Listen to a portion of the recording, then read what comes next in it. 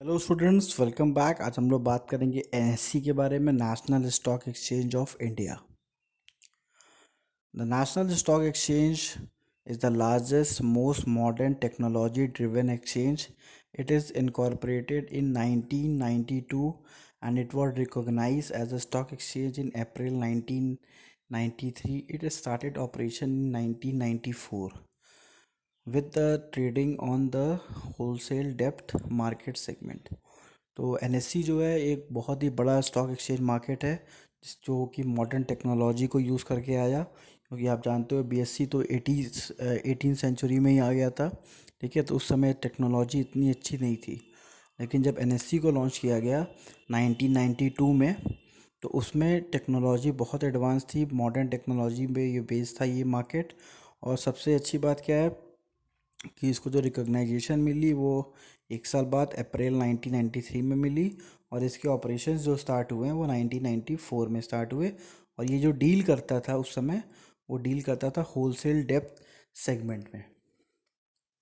Subsequently, it launched the capital market segment in November 1994 as a trading platform for equities and the futures and options segment in June 2000 for the value derivatives instrument. NSE has set up a national-wide fully automated screen based trading system. तो NSC ने एक screen based trading system establish किया online software के through, और 1994 में उसने start किया shares को और जो भी हमारे फ्यूचर के ऑप्शंस होते थे उस पर ट्रेडिंग करना। और साथ ही साथ 2000 में उसने स्टार्ट किया अलग अलग डेरिवेटिव इंस्ट्रूमेंट में trade. The NSE was set up by the leading financial institution, bank, insurance companies and other financial intermediaries.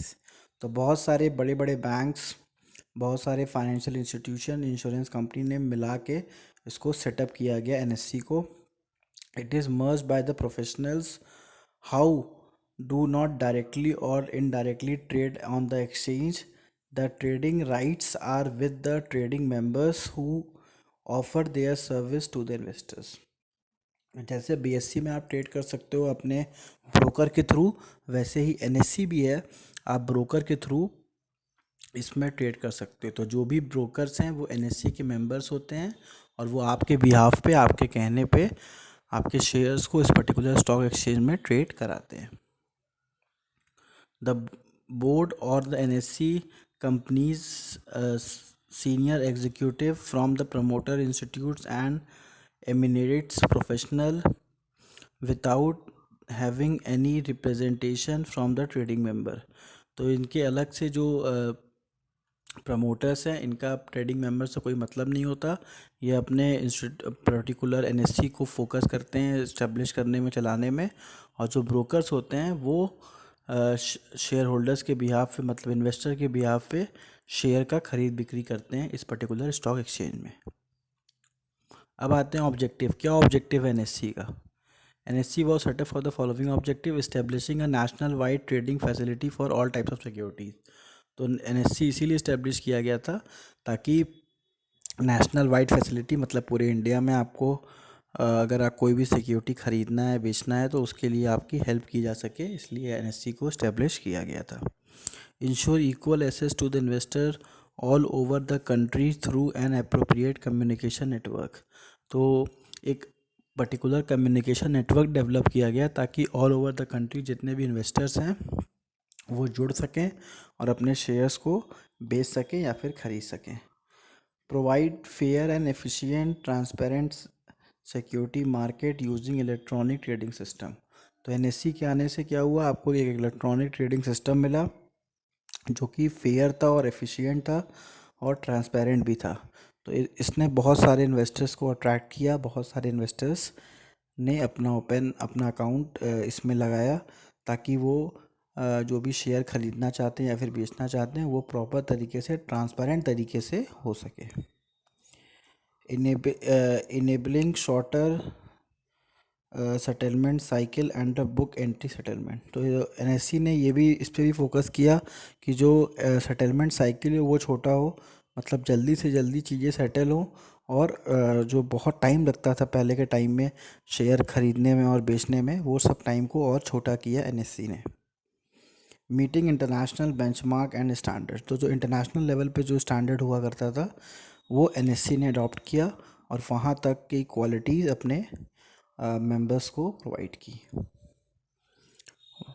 Within a span of the 10-year, NSC has been able to achieve its objective for which it was set up. It has been playing a leading role as a change agent in transforming the Indian capital market. तो 10 साल के अंदर NSC ने बहुत grow किया है और इसने बहुत सारे चेंजेस इंडियन कैपिटल मार्केट में ला के रखा, जिसके वजह से बहुत सारे इन्वेस्टर्स अट्रैक्ट हुए शेयर्स खरीदने में और बेचने में और स्टॉक एक्सचेंज में पैसे इन्वेस्ट करने में। NSE has been able to take a stock market to the doorstep of the investors. It has ensured the technology has been harnessed to deliver the service to the investor across the country at the lowest cost. तो technology के use से NSC ने घर घर तक अपनी जगह बनाई और आप अपने घर बैठ के भी शेयर्स खरीद बिक्री फ़ोन के थ्रू कर सकते हैं। तो टेक्नोलॉजी को बहुत अच्छा यूज़ किया एनएससी ने और बहुत ही कम कॉस्ट में। It has provided a national-wide screen-based automatic trading system with a high degree of transparency and equal access to the investor in respective of geographical location। तो आपका कोई भी geographical location है उससे कोई दिक्कत नहीं है, आप कहीं से भी शेयर की ट्रेडिंग कर सकते हो। एक ऑनलाइन प्लेटफॉर्म बनाया एनएससी ने ताकि ट्रांसपेरेंसी मेंटेन हो सके, जो भी इन्वेस्टर्स हैं वो ज़्यादा कॉन्फिडेंट हों अपने शेयर्स को बेचने और ख़रीदने में। अब देखते हैं market segment of NSC. The exchange provide trading in the following दो सेगमेंट में एनएससी डील करता है। पहला है इसका होलसेल डेप्ट market segment. This segment provide a trading platform for wide range of fix income securities that includes central government security, treasury bill, state development loans, bond issued by the public sector undertaking, floating rate base, zero coupon bond, index bond, commercial paper, certificate of deposit, corporate debenture and mutual fund. तो जितनी भी चीज़ें आती थी हमारी fix return में को लेके, मतलब जिसमें हमको कोई इन्वेस्टर पैसा इन्वेस्ट करे और उसको फिक्स रिटर्न मिले, वो सारी चीज़ें आपको एनएससी प्रोवाइड कराता है। तो वो सारे डिटेल्स हैं जिसमें आप पैसे इन्वेस्ट कर सकते हो। अलग अलग सिक्योरिटीज़ हैं जैसे central government security, treasury bill, तो ये सब अलग अलग बॉन्ड्स हैं जहाँ पे आप पैसे इन्वेस्ट कर सकते हो, जो कि एनएससी के अंदर आता है। लेकिन इसका एक अलग सेगमेंट है जिसको हम बोलते हैं होलसेल डेप्थ मार्केट सेगमेंट। तो डेप्थ मार्केट सेगमेंट क्या होता है? यहाँ पे आप पैसे इन्वेस्ट करते हो और फिक्स रिटर्न आप पा सकते हो। नेक्स्ट सेगमेंट क्या है? Capital market segment. The capital market segment is NSC provide an efficient and transparent platform for trading in the equity, preference, debentures, exchange traded funds as well as retail government securities. तो capital market में क्या है? जो आपके long term funds हैं, जैसे जिसमें आप पैसे इन्वेस्ट कर सकते हो और यहाँ पे ज़रूरी नहीं है आपको फिक्स रिटर्न ही मिले, ठीक है, कुछ चीज़ें फ्लक्चुएट भी कर सकती हैं और फिक्स भी मिल सकता है। तो इसमें आप equity, preference, debenture, exchange trade fund as well as retail government securities भी आती हैं। तो खाली आप ये भी नहीं बोल सकते कि कैपिटल मार्केट सेगमेंट में खाली आपका फिक्स रिटर्न नहीं है। तो फिक्स रिटर्न भी होता है और साथ ही साथ नॉर्मल भी आपके इक्विटीज़ भी आते हैं कैपिटल मार्केट सेगमेंट में। ये दोनों सेगमेंट हैं जिसमें आप एनएससी में ट्रेड कर सकते हो। Thank you students.